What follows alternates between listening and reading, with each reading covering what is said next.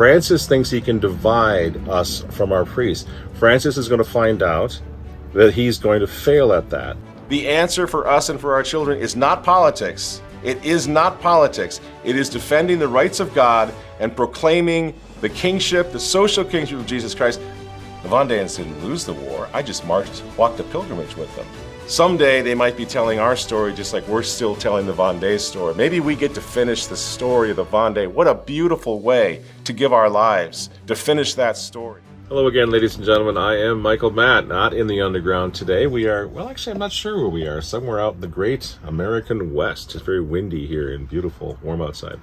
On vacation with my family, finally. I thought I could get away for a few days, and no sooner did we make that attempt than all hell broke loose, as you all know by now, in the Vatican and elsewhere. So I wanted to come. We do actually have a show tonight. I'm hoping you can stick around and watch. It was kind of a fun interview that we did a couple of weeks ago. That had to do with the Vendée and so forth. So I think it became suddenly very timely, given what's happening in the Vatican. I just wanted to say, you know, our columnist Diane Montagna had a terrific sort of clarification of what's going on in the Vatican, as much as anybody knows at this point. And it's there. You know what? A lot of it is still up in the air. Let's wait and find out what's going on. The big consolation, as far as I can see, and as I always say this, that in the middle of Armageddon, World War III, economic collapse, everything going wrong in the world that can possibly be going wrong, and they're still fixated on the Latin Mass. Isn't that the most beautiful and exciting and encouraging thing right now? Don't you see? You know, because lots of times over the years, as I always point out, I'm a cradle traditional Catholic, there were times of uncertainty. Are we sure we're right? You know, maybe my father, Michael Davies, everybody, my Archbishop Lefebvre, for sure. Are we sure? Is this what God wants us to do, right? Because it's such a strange time in the history of the world, the history of the church. But we have this beautiful clarification. Obviously, we're right, friends. They're absolutely fixated. They're pulling their hair out over the Latin Mass right now. Why would this be? If it were not for the fact that the Latin Mass, as the touchstone of the old faith and the Catholic resistance counter-revolution movement, poses the most dramatic and serious threat in the world today to revolutionaries. That's what it is. So again, let's try to look at this in a little bit more positive way. Now, Diane Montagna's report breaks down the details. I'm sure most of you have by now have read that. But I don't, you know, the purpose of leaking things, and as a publisher, the purpose of publishing leaked stories like that, leaked information like that, is so that maybe there might be some time to do something about it. So I'm really hoping that everybody just gets up and starts screaming now. You know, this is so ridiculous, and everybody knows it. So we have this little time now. There's no date. We're not sure Pope Francis is going to do this, but this is the time to strike back, to stand up and yell and shout from the housetops. We are not going to take it anymore. A little anecdotally on the side. Cardinal O'Malley came out this week, and he said this business of Father Marco Rupnik, this weirdo predator artist, friend of the Pope's, that his paintings are all over Christendom, you know, even down in Lourdes, all over Rome, these horrific paintings. Walter's not here now, but I know when he gets this video, he'll show you what I mean, back in Minnesota.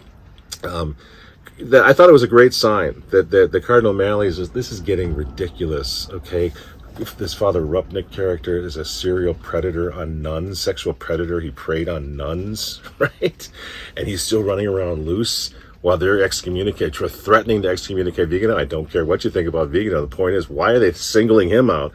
So here's Cardinal O'Malley saying this is ridiculous. These paintings, these things got to come down because it looks like the Vatican simply doesn't care about the victims. If you run around hanging the paintings of one of the worst predators, another Jesuit, by the way, all over Christendom, all over the church, how concerned are you about the victims of his sexual abuse? You're not, right? So even somebody like Cardinal O'Malley is like, guys, this is bad. The optics, this is terrible, right? And that's the same, I would say that's the same thing with them going after Vigano in the middle of all this. What? You're going after the whistleblower? While the most notorious predator, sexual clerical predator in the history of the church, Mr. Ted McCarrick, gets to just sort of ride off into the senile sunset, and that's the end of it? He's just going to get old and die like anybody else, like he did nothing wrong? Right? You're going to go after Vigano, the whistle? Okay. Well, nobody's actually going to put up with this. We have this moment, this opportunity, I think, to make a whole lot of noise and just to say absolutely not. I was just quoted this week in Newsweek. Thank God, Bishop Strickland retweeted one of my tweets, and Newsweek picked up the story. I was very happy that they did, pointing out that there are bishops, there are lay people that are just not going to put up with this. So we have this time. It's time to make a loud noise. I think another thing that we really should do is, obviously, prayer is absolutely essential. Pray like there's no tomorrow, because there might not be if this situation continues to go down as it is. But the other thing I would say, and then I'll shut up, and we'll play this little interview about the Vendée, because Francis understands history. And you'll remember that most people in this audience, Cardinal Sunins, a long time ago, compared Vatican II, the event of Vatican II, to the French Revolution, saying the French Revolution ushered in a new order. And in order to understand what the French Revolution was all about, you have to understand what that old order was that the French Revolution was crushing. And Cardinal Sunins said the same thing about Vatican II.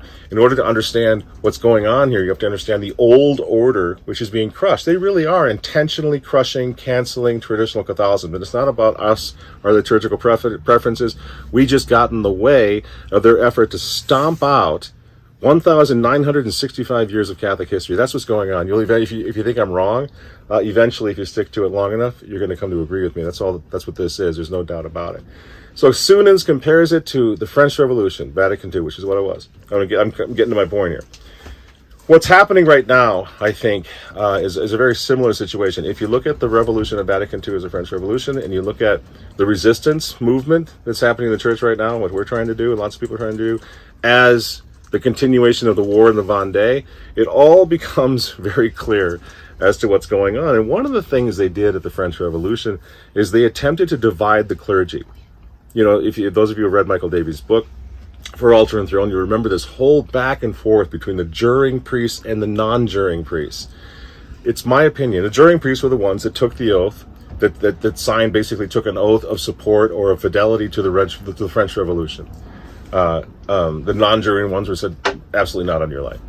So you have this debate going on back in history, and I think that what Francis is trying to do right now is divide and conquer us. I'm going to do a lot more on this, but just for the purpose of this show, since we are now going to look at an interview about the Vendée, the juring, non-juring priest situation, that's the stage of the revolution that we're at right now. That's why he's having the Fraternity of St. Peter come visit him in the Vatican. That's why he has the Institute of Christ the King just this week, Monsignor Bach, come visit him. I think what he's trying to do is he's trying to divide us from our clergy. So he's saying of these traditional priests, many of whom are friends of mine, so I'm going to get to that in a second as well. These guys are good priests, and he's trying to make them sort of make an agreement not to fight back, to accept the revolution. This is just my personal opinion. So I think what we need to do is understand the predicament, the situation that we're all in, the situation that all of our good priests in, including the Society of St. Pius X, the Fraternity, the Institute of Christ the King, Bon Pasteur. Don't make any hasty decisions here. We know these priests. These are our friends. They're going to be on our side for the long haul. Francis thinks he can divide us from our priests. Francis is going to find out that he's going to fail at that we have way too much history, way too much skin in the game, way too much blood in this to let him turn us against our priests. So please, I beg you, don't be making any big assumptions. Good things are happening. Maybe I would say I don't sound too cryptic, but behind the scenes on this, we have every reason to hope. Our priests are solid. They too know where this leads. This is not 1972. They are not going to be deceived, our good priests. Diocesan priests the same way. So stay together. Don't start, anathematizing each other. Don't start turning on each other. That's exactly what Francis wants us to do. It's exactly what he wants us to do, to turn on each other right now so that we become weak. Just let's be patient and see what happens here, understanding that the priests, the hundreds and hundreds of priests that we have, thousands of priests that we have now, tradition-minded priests, even Latin Mass offering priests, they are the good guys. They're the good guys. They're doing the best they possibly can to weather this ridiculous storm now against the Latin Mass that's being brought on by the Vatican. So I think I'll just leave it at that because, as I said, I want to get to this interview about the Vendée. But what my last thought would be, the study of the Vendée, to understand what the uprising in the Vendée was all about. It's exactly the same war that we have today. It's very important now to understand how the revolution works, because the revolution today is the same as the revolution in 1789. Understand how it works. understand how the Catholic counter-revolution worked and what worked and what didn't, what was most successful, and then understand this idea of divide and conquer, divide the people from their priests, because they always are going to do that, and that's what they're doing again. We got to make sure that we don't let them do that. So take a look at this little interview all about the Vendée, and obviously about the juring and non-juring priest situation as well, and see if you don't see the parallels now becoming very, very stark, very, very obvious. What's happening, what they did back then, 250 years ago. The Catholics in France, in Western France, in the Vendée, what they did, how they rose up, how they fought, the debates that they were having, and what should we do? Should we sign these oaths? Should we comply? Should we live to fight another day? Do we go underground? All of these questions, friends, they're going to come up again.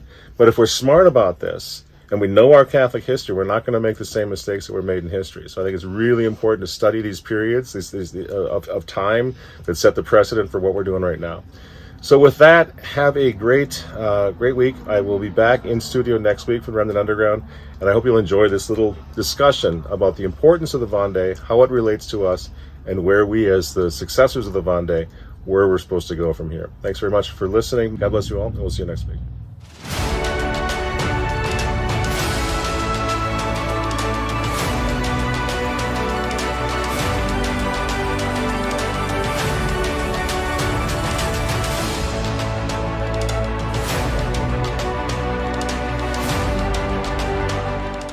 The focus on the Vendée has to do with the focus on the only way out. So everything that you just mentioned became inevitable after the Enlightenment. I mean, this is an old story. We can take this back to the garden, this war against God, the war between good and evil, Satan and God himself. But you see different phases in history where it becomes particularly pronounced. So yeah, really to understand the Vendée, you have to go to the Enlightenment. You have to understand what the Enlightenment actually was. The Enlightenment was an attack on the social reign of Christ the King. It was an attack on the whole Christian social order. And so it's ironic because, of course, the Enlightenment sort of prides itself, its defenders pride themselves as being paragons of virtue and defenders of liberty and equality and fraternity. But right there where the Enlightenment, I think you could argue, was the strongest. So you have the Protestant Revolution happens first, the Enlightenment happens later. But in France, it's particularly relevant because they said that they were defending our liberties and our freedom and our equality. And the first thing they do, these architects of the Enlightenment, the first thing they do is they commit genocide against their own people. And this has been the big secret, historically speaking, for a long time. Because let's face it, it just doesn't look good. They went down into Western France and they wiped out somewhere between 300,000 and 500,000 of their own. And I don't mean they went down and had a legitimate war in which soldiers lined up on fields and battlefields and engaged in war. I'm talking about the extermination of a region. Somebody just mentioned in your team there, son Louis-Marie de Montfort. And he was there. The story of the Vendée actually specifically starts with him 100 years before the uprising in the Vendée. His mission, which had everything to do with the Rosary and everything to do with the Sacred Heart of Jesus, was so successful in Western France and Brittany that when the revolution in Paris lands, it's almost a no-brainer. The faith was so strong in Western France that they were going to resist. Ultimately, the Catholics were going to resist there. But what's so important for your viewers to understand, those who aren't familiar with this history, these men and women, you said farmers, I would use the word peasants. These were peasants. These were noble people. These were land-owning people. They did not go to war. They didn't even try to go up to Paris and stop. In fact, some of the reforms that were coming out of the revolution, early on, the Vendéans accepted. They said, well, man, there is some problems. We have been dumping a lot of money over in the New World. That was one of the mistakes that Louis XVI made, in my opinion, was he spent too much time and treasure supporting the American Revolution, which caused economic problems in his own country, and there was a loss of goodwill. So you have some heroes of the Vendée, for example, François Charette, the king of the Vendée. He had actually fought in the American Revolutionary War before all of this happened. So these are not bomb-throwing rebels who are just not cooperating and who wanted to start a war on their own. They basically, if you wanted to sum up what the Vendéans wanted, they wanted to be left alone. And as Alexander Solzhenitsyn says, be careful, be wary of those men who merely wanted to be left alone to raise their children, love their wives, worship their God, and are not afforded that privilege, if you will. If you push them too hard, they are going to become a force to be reckoned with. And that's precisely what happens in the Vendée. So you have this resistance against what became very clear to them. At first they thought, okay, some additional freedoms, lower taxes, this all sounds very good. And then they realized it was a bunch of lies. It was basically an anti-Catholic, anti-monarchical revolution going on in Paris. It was a war against the church, and as I say, it was a war against the social reign of Jesus Christ. And so these men and women then defend, when that's to go back to your question, why are we concentrating on that? Because they were the ones who defended the solution, not only then, but the solution today, the solution throughout the whole world, which is a strong social kingship, social reign of Jesus Christ. So they represent the last crusade, if you will, that they were attempting to defend the old order of Christendom. The order of Christendom, which gave us 1,000 years of peace, no matter what the revisionists say, gave us the most glorious civilization in the history of the world. You take one example, the Chartres Cathedral. Look at that thing, this beautiful jewel of a cathedral. How did that come about? That came about, that's an act of love. It's one of the greatest iconic works of art in the Western civilization, in the Western world, and nobody even knows who made it. You know why? Because it was made by the people over the course of centuries out of love for Our Lady and love for the faith. So you see what the Christian ethic did, ethos did. It created this incredible time of learning. Like, again, versus what the revisionists now say, that it was the Dark Ages. No, it wasn't. Philosophy, theology, the arts. Look at Michelangelo. Look at the Renaissance. There's an explosion of a cultural manifestation such as the world has never seen, in science as well. So Christendom created this, and then there's this war against Christendom, which basically was another iteration of what Lucifer says to God: I will not serve, non serviam, we will not. So we are enlightened. Science will become our God. And so this manifests itself. This is growing, again, Protestant Revolution into the age of the Enlightenment, and it really comes to a head in Paris, in France, in 1789. And the reason it's so important is because you can see how bloody it was, how they literally had to behead the monarchy, the Catholic monarchy. They literally had to behead the Carmelites, as you mentioned, religious, priests, bishops, kill the king, kill the queen. Beheading Christendom is what they were all involved with, what they were trying to do there. And then they began to start the propaganda so people understand the things about, like, for example, Marie Antoinette. Let's use her as an example of how this revolution worked, because we don't have all day to talk about this. But every American kid grew up, when they still taught history in this country, thinking that Marie Antoinette was this harlot, that she was selfish, that she was vain, and that, she eventually says, let them eat cake when she was told that people were starving, they didn't have enough bread. She supposedly says, let them eat cake. This is a lie. This is an absolute lie. It's fake news. It was actually something that Benjamin Franklin made up in the propaganda push against any sort of resistance, against the monarchy. And so you have this beautiful little Austrian princess who, at 15 years old, follows her duty at the time to become the Queen of France, to marry an older man, to marry Louis XVI. And she does everything she possibly can to fit the role that she thought she was supposed to play as a heartbroken Austrian girl who had to leave everything. Ultimately, they treat her miserably. They end up executing her. But what's interesting is that she dies a martyr's death. She goes to her execution, refusing to even receive absolution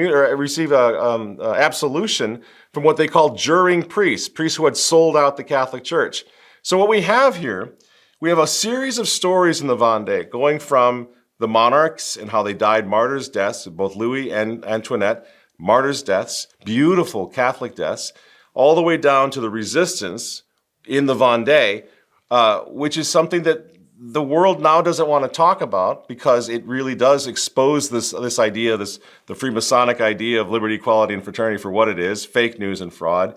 And so I don't know how far you want to go into this as far as answering your first question, but the reason the Vendée is so important is because using the Sacred Heart of Jesus, using the Rosary, using family, relying on family, they wage this defense of the social reign of Jesus Christ. For their uniforms, for example, they're all wearing the Sacred Heart, the Sacré-Cœur, wearing the Rosary. And this is how they go to battle, to defend against this supposed paragons of liberty, who not only come down and kill 500,000 of them, but finally get so outraged by any resistance, any Catholic resistance, that they have what's called a scorched earth policy. They go down into the Vendée and they say everything must die, not just the soldiers, not just their wives, not just their unborn babies in the wombs of their wives, but their animals, their crops, everything, scorched earth, destroy it, erase the memory of the Vendée. Because what they're trying to say is what they were trying to do is erase the Catholic resistance. So my opinion, and to answer your question, I would say, and we could talk all day long about what that war looked like and what the heroism that was involved, but I would say that the reason it deserves to be carefully studied now, that finally we got this new film coming out, people are finally beginning to talk about, word is finally getting out, what happened to the Vendéans and what it really meant.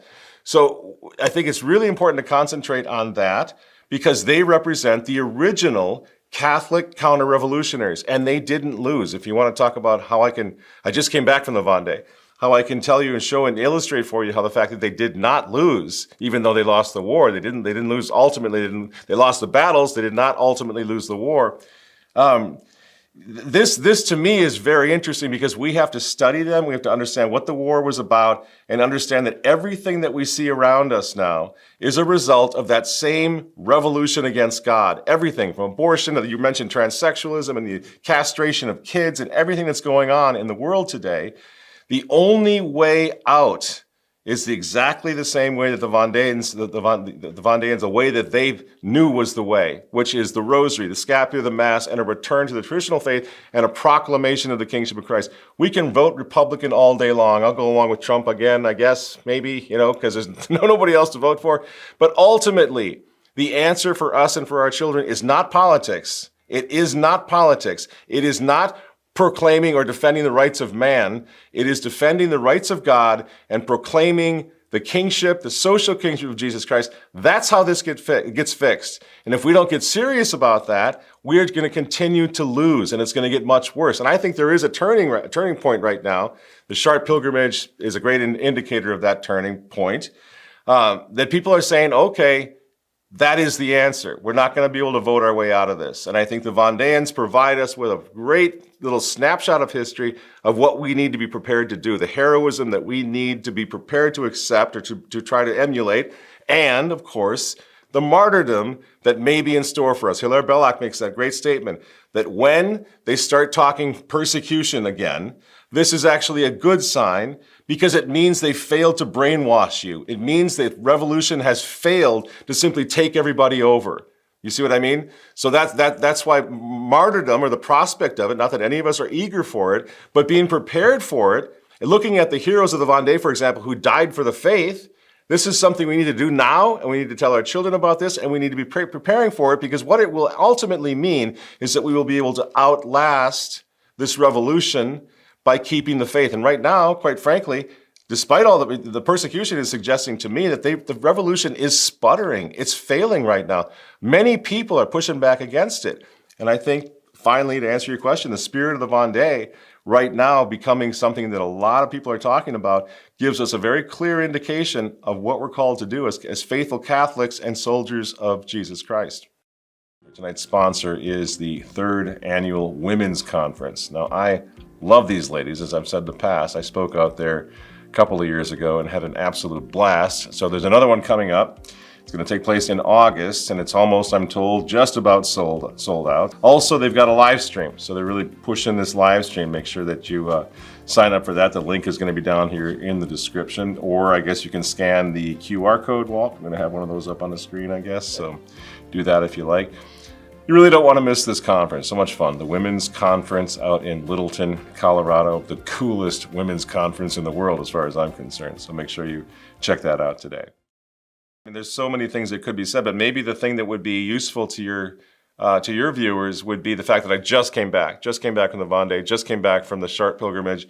And actually, despite all the things that we all know are going very wrong in the world right now, I am filled with hope right now. I'm absolutely hopeful. I would describe it as joyful, Because what we're seeing, I'm a traditional Catholic, so all my life we've been in this war. And back in the 70s, when I was just a boy, it looked like it was hopeless. I would say it probably looked about as hopeless as it looked to the Vendéans early on, 1789, 1790, 1791, 1793, when Chartres and some of the big generals start dying. And it seems hopeless, absolutely hopeless, right? But the thing that's so important to remember is the Vendéans kept the faith. So people say, well, the Vendéans lost, the revolution won, and it was over after that. But what I always say is, well, then how do you explain Saint Jean Marie Vianney? How do you explain Saint Teresa, the little flower? How do you explain these great saints in France? How do you explain this if the Vendéans truly lost and if the revolution truly conquered? Well, the point is, Christianity is always going to be in struggle.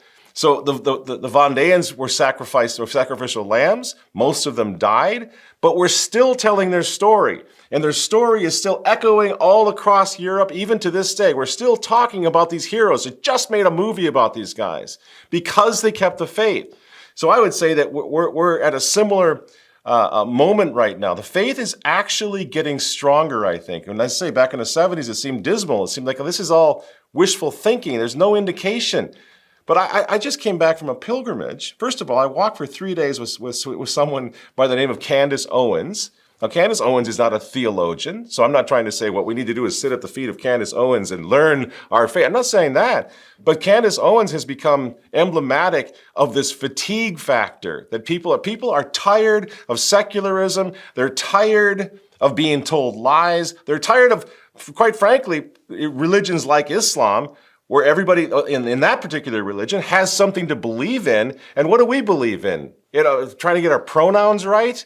What is it? Killing babies? That's what happened to our religion? What happened to Christianity? So there's sort of a natural and human reaction going on right now to this war on religion. Part of it is just simply human. People are saying, you know what? I want to believe in something. I'm tired of this. I don't believe in secularism anymore. It's leading to death and ugliness and euthanasia and abortion and world war. It's pointless. It's useless, right? So there's a human urge, yearning for something more. And I think somebody like Candace Owens and Russell Brand and all these people who are moving over, the Tucker Carlsons, people who are, really talking a lot, even guys like Joe Rogan, suddenly talking about God, talking about religion. Okay, that presents an opportunity for those of us who consider ourselves defenders of the faith, who consider ourselves soldiers of Christ, no matter how inadequate. That's what we want to be. This is an opportunity for us. So just having walked this pilgrimage, again, the reminder of people like Candace Owens, who's got a tremendous following, who's now willing to stand up and say, Christ is King. And I watched her walk the entire pilgrimage. This is a tough pilgrimage. This is a 3-day pilgrimage. You walk 25 miles a day. You sleep on the ground. It's hard. It's very taxing. The masses are all in Latin. Most of the rosaries are in Latin. There's a lot to learn, in other words. So we see people like that who are interested. And then, to cut to the chase, this pilgrimage has gotten bigger, larger, more influential every year. You arrive at the Chartres Cathedral, and you have incredibly, I don't know how to stress this enough so people will understand, because you have to almost juxtapose it the way it used to be, where we were all looking for bishops and leadership, and it just didn't seem to exist. And all of a sudden, even after Traditionis Custodes, you come 20,000 people, mostly young, most of them, anybody over than 20 is going to struggle. I can tell you, I struggle on this pilgrimage, and I've done it 30 years in a row. They're going to struggle, and you get to Notre Dame de Chartres. It's packed out. The entire city of Chartres is closed down. I'm right in the middle of the town, for example. They put the luggage this year for all the pilgrims' luggage. It absolutely choked the entire town from the train station all the way up to the cathedral. You couldn't miss this event. And then inside, you have the former head of the CDF under Pope Benedict XVI, a cardinal of the Catholic Church, Cardinal Gerhard Müller, offering the traditional Latin Mass to 20,000 people. Of course, the vast majority of them are outside in the rain. Inside the cathedral, you have les enfants, the children. It's chock full of kids and families packed out in the cathedral. And I always think it's so beautiful. They raise their voices during the creed. Et unam sanctam catholicam et apostolicam ecclesiam. One holy Catholic and apostolic church. This is such a powerful moment that people tear up just watching it. Little kids. Now, there's no way that can be undone what happened just a week or so ago in France. It can't be undone. You had entire generations of children who are experiencing this and who understand they've had a little bit now, a little microcosm of what Christendom is and what it means and what it's like to live for 3 days with Christians in that form of pilgrimage, and then have the glorious traditional Latin Mass at Chartres. This is a life-changing event. It was for me. I think Mary and some of her aunt, I think she would agree with me, that it's life-changing for almost everybody who takes part in it, which is why I've done it for 30 some odd years now, because I want to help. But the really interesting thing about that is then, and you'll see this during this pilgrimage, the U.S. flag has got the Sacré-Cœur on it. All the French flags have got the Sacré-Cœur. Well, where does that come from? That comes from the Vendée. The Vendéans didn't lose the war. I just walked a pilgrimage with them. 20,000 of them. The sons and daughters of the Vendée, right? So you have this incredible sign. I think it's coming right from God to stay strong, keep the faith, don't be deceived, don't be fooled. It's all fake news. Don't worry about the world's doing. Just do what you were put on this earth to do. Know, love, and serve God. That's why you're here. And there's nothing the revolution can do then, 250 years ago, or now, to change that, no matter what. That's what we do. And so when you see it, the human consolation of just knowing that there are so many hundreds of thousands of people now, hundreds and hundreds of priests were at this pilgrimage. I'm not exaggerating. I don't know, 400 priests, many bishops, the bishop, everybody there. All this Catholic revival is happening right before our eyes. And then you couple that with what we're seeing culturally, like with Candace Owens, and these people are waking up and saying, no, we want to go back to the real. We want to go back to Catholicism, the real thing. And I don't know. I just think that the Chartres Pilgrimage is such an incredible, Archbishop Fulton Sheen made this statement back in 1972 in Raleigh, North Carolina, at a conference, where he was saying, stop whining about how bad things are, in the church. Yeah, things are really bad in the state. Things are really bad right now in the church as well. The church is suffering. Holy Mother Church is suffering. What are you going to do? Leave her? You're going to leave your mother when she's suffering, when she's in chains? Of course not. So he makes this beautiful point where he says, your time is not so special. He says, the church has always been coming out of a tomb. Isn't that interesting? He says, there would be no Easter Sunday if there hadn't been a Good Friday. There will be no halo of holiness without the crown of thorns. So he said, the church is always being persecuted. She's always coming out of it. She's rising again, coming out of the tomb, rising again, and she will rise again now. So I'm thinking to myself, this moment for all of us, this is not a time for us to retreat or to decide that there's no point in fighting back. We talked about the movie that just came out about Chartres. We wrote this book. We published this book. Michael Davis, this is the book about the Vendée. And this was 20 years ago. So the stories are coming back about the Vendée. We went to Nantes, to St. Clement in Nantes for Mass last Sunday. The place is packed out. I couldn't believe it. This is the Fraternity of St. Peter's Church in Nantes. We walk inside. We actually took video of it. There were, I would say, hundreds of children, little kids, in this packed out church where the Fraternity of St. Peter has a Latin Mass every Sunday. We had just come from the Puy de Fou, something called the Puy de Fou. You contacted me about this movie about General Charette. And to conquer or to die is basically the last words of Charette. We're going to fight or we're going to die trying. And that movie comes from the Puy de Fou production. Puy de Fou is a 500-acre Disney, like a theme park. It's the third most popular park in France after Disneyland and Disney World, unfortunately. But what this place is the vision of a man named Philippe de Villiers, who is intimately connected with the Chartres Pilgrimage. He started this thing back in 1989. I'll just cut to the chase. I don't want to waste your time here. But he started this thing, which is a Catholic theme park. Millions of visitors come every year. And do you know what he does when he brings these people in? He has hotels, everything. It's a huge place. He retells the true story of Christianity. He shows, for example, I was amused in my hotel at the Puy de Fou, in the throne room, the toilet. On the wall, instead of some promotion for what you're going to eat tonight at dinner, is the whole story of the baptism of Clovis. So every single aspect of this place is reteaching and retelling the true story of Christianity. It reaches millions of visitors per year. That's the third most popular theme park in France, traditional Catholics. And I was reminded, I said, I want to go back home and say to people, tell the people about the Puy de Fou. I don't know if you can see any of these images on the screen now, but there's just this massive spectacle going all the way back to the persecution of Christians in the Colosseum, all the way up to Clovis, and then they retell the entire true story of the Vendée. And I think that that's the spirit that we need to have. Go tell the real story, because we have the best stories. Tell the true stories. That movie that we mentioned, the story of Chartres, took France by storm. They're going to release it with an English dubbing here in the States, hopefully over the next year. And the reason that's so important is because there was a massive effort on the part of the revolution to cover it all up, to make sure nobody ever heard the story of the Vendée. Now, in God's providence, the story of the Vendée is taking the world by storm. There's a massive sort of restoration movement going on. And when I talk about this Puy de Fou, it's if you know, you can go spend 2 or 3 days there with your family. It's one of the most wonderful and magnificent spectacles I've ever seen in my life, where you have actual reenactments of chariot races and, you know, the stormings of castles and all of this wonderful fun thing. But what people don't realize is, as they bring their families and watch this, they are being indoctrinated, in the true sense of that word, doctrine, indoctrinated in Catholicism, in Christianity.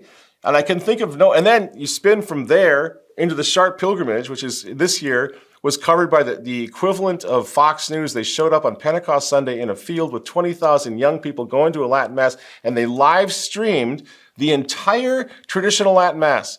And they said that this is most likely the largest televised audience of a Latin Mass since the Second Vatican Council.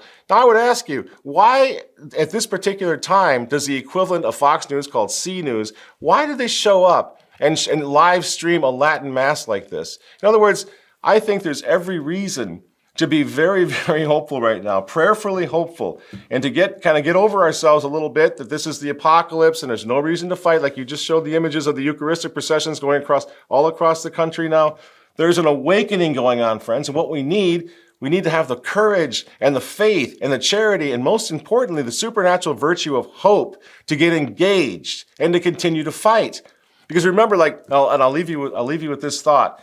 When Charette, the Charette de la Country, the king of the Vendée, when he leads the fight, remember, he was just a military man. He was a Navy man. The peasants of the Vendée literally had to drag him from under his bed and say, "We need leadership. You got the chops and the skills. We need you." He finally reluctantly agrees to do this for them, to lead them. And so he does. And he's very successful early on, of course, but they're up against regular troops, and it was inevitable that they were going to lose. And he always knew that militarily there wasn't much of a chance, but he does it anyway. My point, and I'll leave you with this, is that after this incredible campaign, where he goes from tens of thousands of troops, they've all been whittled down. Some of them are afraid, some of them are exhausted, most of them are dead. He's left with just a handful of guys, of his most loyal soldiers and lieutenants. And that's when the revolutionaries, Les Bleus, the soldiers from Paris, that's when they offer him this deal. They say, if you will lay down your sword right now, we will give you all your freedom that you want, including your religious freedom. They said, you can go back to practicing your old faith. You can have your non-juring priest. You can have your Latin Mass. You know what he tells them? No, absolutely not. I am here to defend the kingship of Jesus Christ. I will never trade my personal security or liberty for that. I will die fighting you. And then he's got this beautiful statement where he's talking to his men shortly before he died, before he was executed. And he said, we are the youth of God, gentlemen. We have always been the youth of God because we have the faith, because we believe we will always be young. And he says, what do they have? What does the revolution have? They have nothing. They have nothing but old, as old as the devil, he says. This is as he's going to die, you know. And so the beautiful, it was an execution, but you could describe it as a martyrdom too, because he refused he laid down his life for his faith, for his country, for his fellow men. He goes to confession for 2 hours. He went to confession to a juring priest, a guy who had signed a deal with the revolution. But just to be sure, he also made it so there was a non-juring priest in a window as he walks toward his execution place, who also gives this beautiful man, absolution on the way to be executed. He arrives at the place of execution. He requests the honor of being able to tell the firing squad himself to fire the volley, because he was a military man and he was not afraid to die.